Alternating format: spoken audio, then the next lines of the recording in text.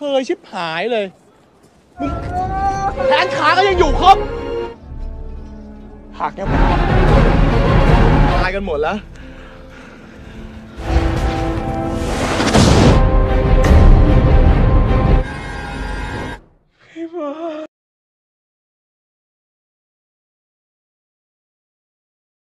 Halo teman-teman, apa kabarnya? Semoga sehat selalu ya. Nah, pada video kali ini Emma akan membahas sebuah film yang dirilis di negara Gajah Putih atau Thailand. Film ini berjudul P-Mak. Film yang dirilis pada tahun 2013 ini bergenre horor komedi. Film ini mengisahkan tentang seorang suami bernama Mak yang harus meninggalkan istrinya bernama Nak untuk pergi berperang. Pada saat Mak pergi berperang, Nak saat itu sedang mengandung. Nah, dan tak lama setelah kepergian Nak, Mak dan anak yang dikandungnya mengalami kejadian tragis hingga muncul sebuah rumor di kalangan masyarakat yang mengatakan bahwa Nak dan anaknya menjadi hantu yang bergentayangan. Berbulan-bulan setelah perang, Mak membawa keempat orang temannya untuk pulang. Lalu, apakah yang akan terjadi kepada Mak dan teman-temannya saat mereka tinggal bersama hantu? Nah, buat yang penasaran jangan di-skip, tonton videonya sampai selesai ya. Pada awal scene film ini, kita akan diperlihatkan seorang wanita yang tengah mengandung. Ia sedang kesakitan dan mengeluarkan banyak darah. Ia sedang berusaha berteriak meminta tolong. Kemudian scene beralih pada medan perang. Di sini, Mak dan teman-teman yang lain sedang berjuang untuk membela negara. Namun, karena senjata yang mereka gunakan tidak sebanding dengan milik lawan, banyak dari mereka yang tewas. Untungnya, Mak bersama teman-temannya yang bernama Ei, Ter, Puek, dan Sin berhasil selamat dan melarikan diri meskipun mengalami luka-luka yang cukup berat. Mak memutuskan untuk membawa keempat temannya untuk pulang ke desanya, yaitu desa Prangkanong untuk menemui istri dan anaknya. Ketika sampai, mereka disambut oleh istri Mak yang bernama Nak.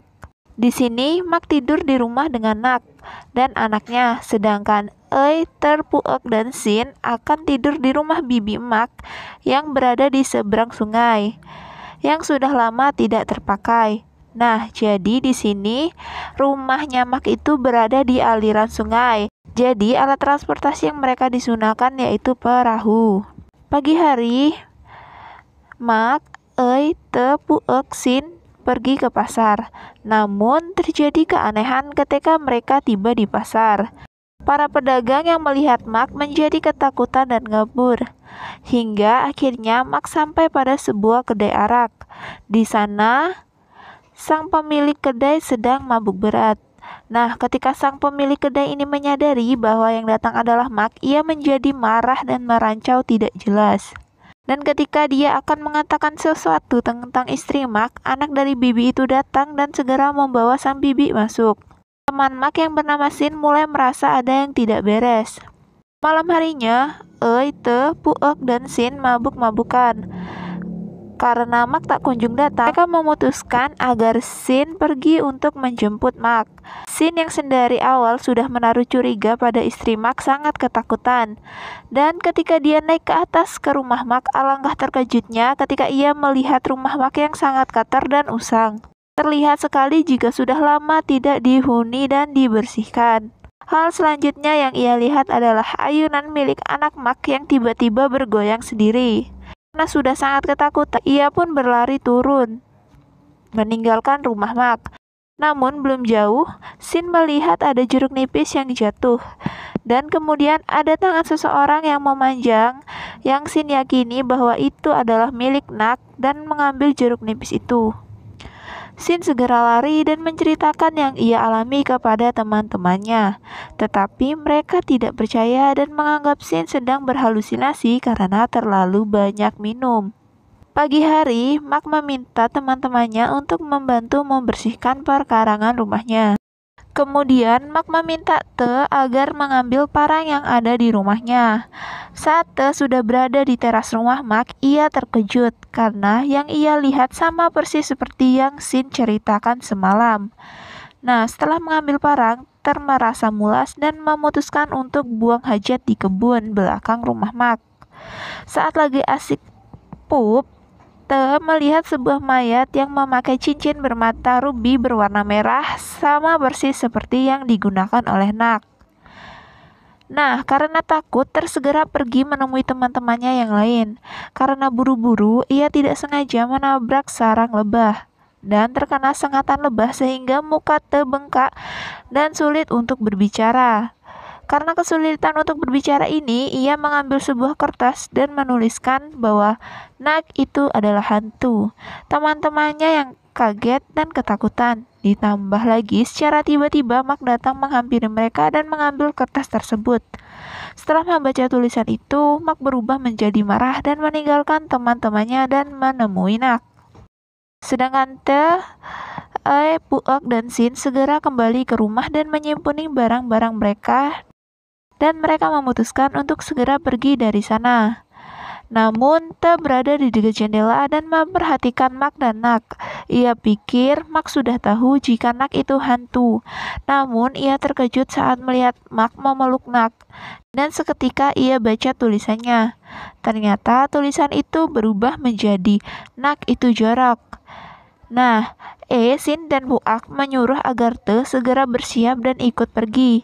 Tetapi Te tidak mau karena dia tidak mungkin meninggalkan Mak sendirian bersama hantu. Dan yang lain termenung kemudian setuju dengan Te. Akhirnya mereka memutuskan untuk memberitahu Mak dan membawa Mak pergi dari sana.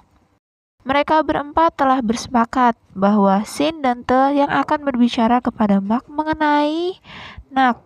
Namun belum lama setelah kepergian Sin dan Te, datang seorang laki-laki yang merupakan anak dari bibi penjual arak. Ia mengatakan bahwa ibunya telah meninggal dunia karena berusaha mengatakan yang sebenarnya kepada Mak mengenai Nak yang sudah meninggal.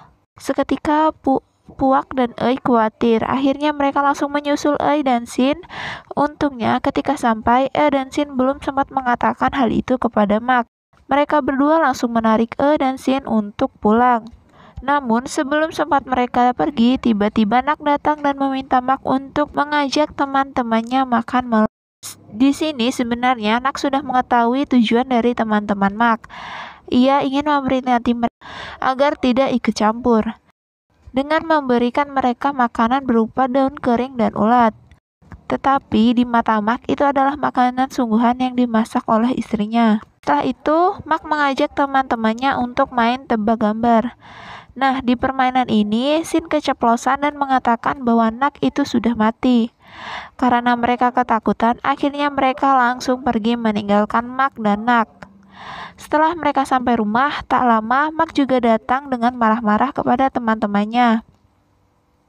Ia tidak terima karena sang istri dikatakan telah meninggal. Ia juga mengatakan bahwa kabar yang beredar di masyarakat hanyalah gosip yang diciptakan oleh orang-orang yang tidak suka dengan Nak. Setelah itu, Mak pergi dan kembali menemui sang istri. Mak meminta maaf atas nama teman-temannya kepada Nak. Ia juga mengatakan bahwa Nak terlalu cantik untuk menjadi hantu. Setelah itu, Nak juga memakan masakan yang telah disiapkan oleh Nak. Setelah kejadian itu, Nak dan Mak pergi ke pasar malam. Nah, pada saat mereka sedang berada di dalam rumah hantu, Ei, Te, Puak, dan Sin datang untuk menculik dan meninggalkan Mak.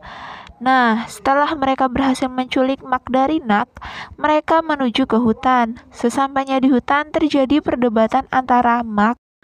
Mak sangat marah besar dan meninggalkan keempat temannya. Beberapa saat setelah kepergian Mak, terdengar suara teriakan Mak. Sin dan yang lain langsung pergi menghampiri sumber suara. Di sana, mereka melihat Mak sedang kesakitan.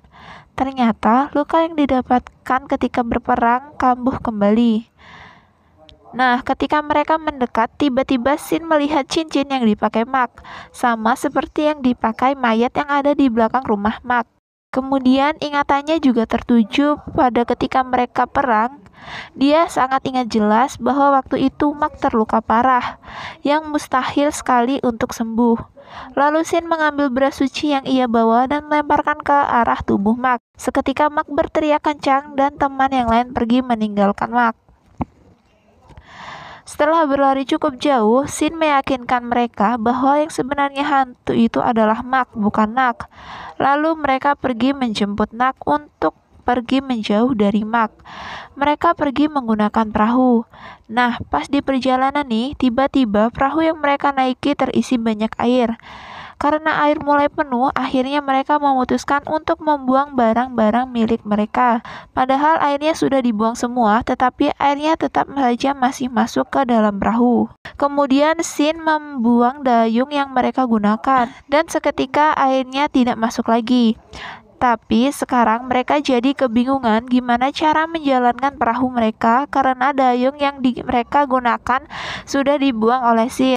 Nah, ketika mereka lagi bingung-bingungnya, tiba-tiba si Mak datang dan terjun ke air. Awalnya mereka ketakutan karena mereka mengira si Mak ini adalah hantu. Kemudian Shin tidak sengaja melihat jari Ei.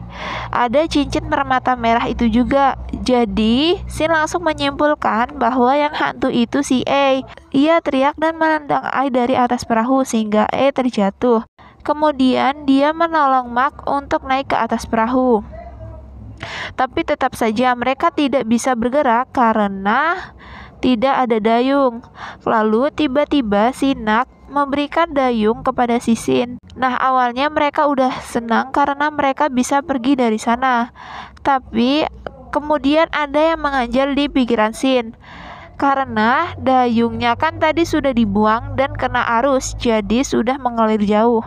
Terus si Shin nyuruh teman-temannya untuk ke kiri dan ke kanan.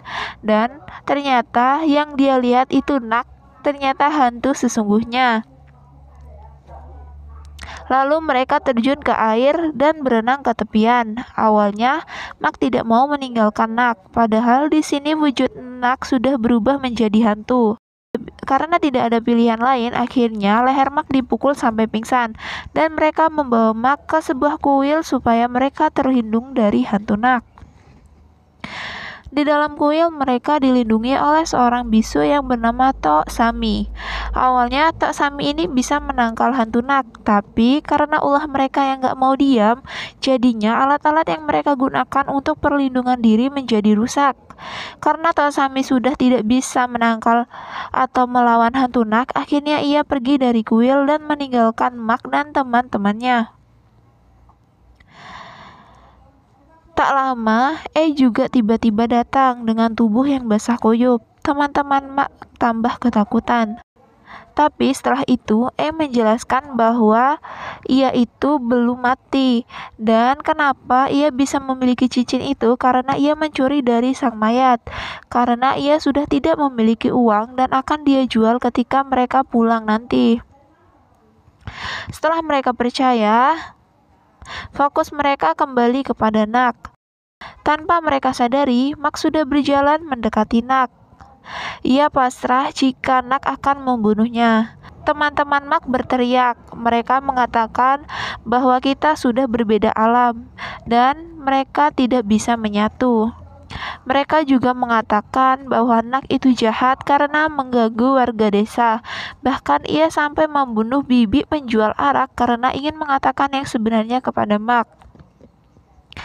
Nak berteriak dan membantah bahwa dia tidak pernah mengganggu warga desa. Ia juga tidak pernah membunuh bibi penjual arak. Dan bibi penjual arak itu meninggal karena ia mabuk berat dan terpeleset hingga terjun ke sungai dan meninggal dunia. Kemudian Nak menangis dan mengatakan bahwa ia hanya ingin hidup dengan orang yang ia cintai. Setelah mendengar itu, Mak mulai berbicara. Di sini tidak hanya teman-temannya, tapi Nak juga terkejut dengan apa yang diucapkan oleh Mak. Ternyata Mak sudah mengetahui bahwa Nak itu sudah mati. Ia mengetahui itu malam ketika teman-teman Mak ingin memberitahukan perihal kematian Nak. Malam itu, setelah teman-temannya pergi, Mak pergi ke belakang rumahnya dan melihat mayat itu. Dan dari itu ia percaya bahwa Nak itu sudah mati. Tapi karena rasa cintanya melebihi rasa takutnya, ia memutuskan untuk pura-pura tidak tahu. Dan bahkan ketika Nak memberikan ia makanan, ia sudah tahu bahwa itu adalah daun kering. Tapi ia tetap memakannya dan mengatakan bahwa itu sangat nikmat. Mendengarkan itu, mereka semua yang ada di dalam kuil menangis terharu. Akhirnya, Mark dan Nak memutuskan untuk tetap tinggal bersama, dan film pun selesai. Di akhir film diperlihatkan mereka hidup bersama layaknya pasangan hidup yang lain. Nak juga mulai berbaur dengan warga desa dan membantu warga desa dengan kekuatan yang ia miliki dan anaknya miliki. Nah, sudah sampai di sini video kali ini. Kalau teman-teman suka, jangan lupa like, comment, subscribe, dan share. Terima kasih.